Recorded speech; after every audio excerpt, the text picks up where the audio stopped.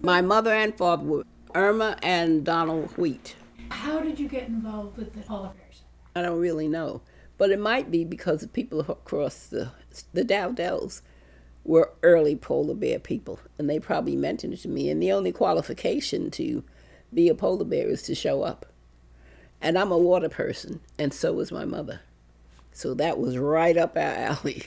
And we both went down there. And the whole family was involved in this. On Monday, we had breakfast down at the beach. My father always fixed the food. He didn't go to the polar bears, but he fixed the food.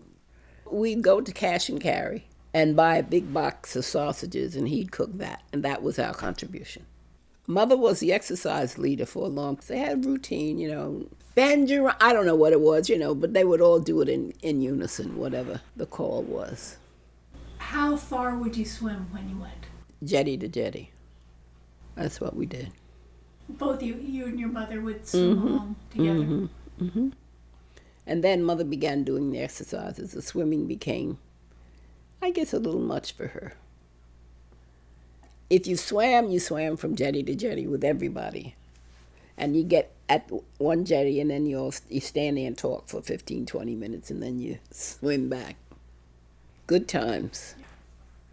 We open the season on 4th of July and we close it on Labor Day. And by opening, that means that everybody comes, everybody brings a food contribution. They sing a few songs and they tell what exciting thing happened to them individually over the winter.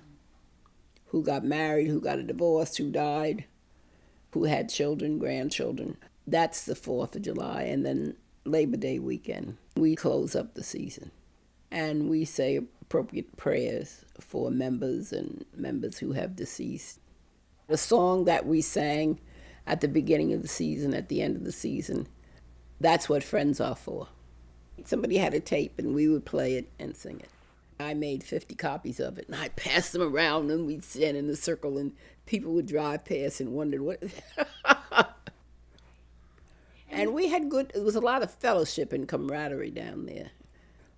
They may announce if a polar bear is going to do something. For instance, if a polar bear is presenting a book at Cousin Rose, people will be so informed and polar bears would come. A couple of years ago, one of the polar bears worked as a comedian and she was working at the lamppost. And a lot of the polar bears went down, some of whom had never been in the lamppost before in life, including me, and we all went down. So we gave her a big clapping and all like that. So she was pleased to see all the polar bears. One of the first benches along Seaview Avenue, around the time that the Friends of Oak Bluff began selling the benches. At that time was $300 to get it engraved. And now that there's lots and lots of benches along Seaview Avenue, but we made the first bench with a member of the cottages that died, and we put the bench up there in memory of him.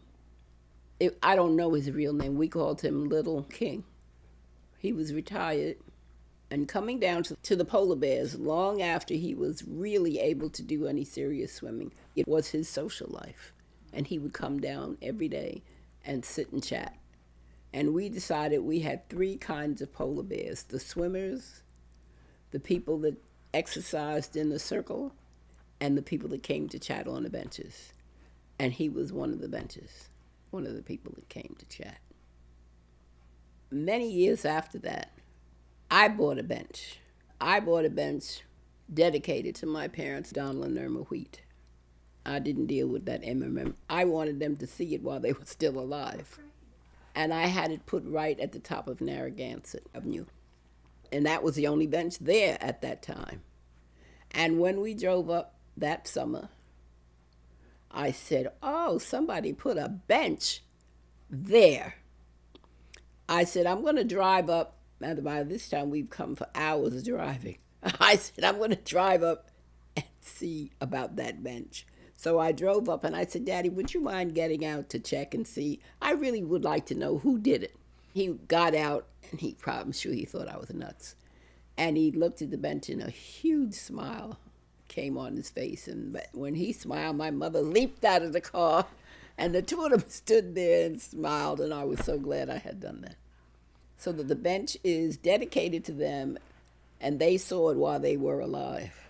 That was my point. All the other benches are there in memory of this, that, and the other person. And they were very pleased. They would go down and sit on it. As a matter of fact, it got to be a joke. We'd be sitting on the porch, and somebody else would sit on the bench. And my mother said, I should go down there and tell them to get off our bench. But, of course, that was not possible. The major question that people ask me about the polar bears is, what are the qualifications? What do I have to do? And I just tell them, you just have to show up. You'd be surprised. Well, what do you mean I have to show up? It means you have to physically go there, and then that's how you get in. Yeah. It's a group. They have become close. You have an opportunity to talk and swim. People share their lives with you. It's exercise. It's interesting to swim with the bass, the fish you see. And all the wonderful things that you might have done in life, regardless of the fabulous job you had or have. Everybody has on a bathing suit, and it's not discussed. Everybody is whatever they wear in their bathing suit. That's it. Yeah, I think that's nice. How much do you make? Where do you live? That's not discussed at the polar bears. What they talk about is, oh, you swam well. You exercised well. Do you know such and such person? Where are you from? How long are you going to be here? I think there are very few groups of people like that.